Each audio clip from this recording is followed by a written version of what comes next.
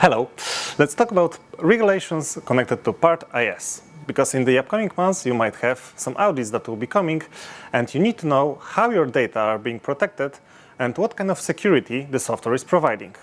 So the most important thing might be the ISO certificates. For softwares it might be ISO 27001, but more important will be the certificate ISO 27018, which is mostly connected to cloud-based softwares.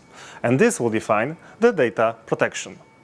Also, some features which are connected to software itself might help you get more security. So, for example, you can use two-factor authentication, which will help you and prevent hacking to some of the user profile.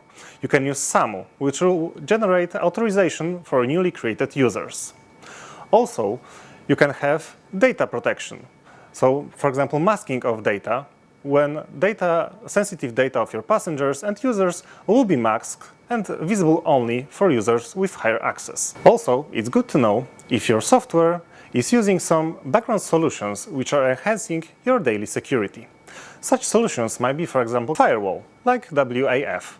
So this will limit the amount of data which is sent between a user and the system. Also, you might use ISMS, which will also enhance the protection of your data.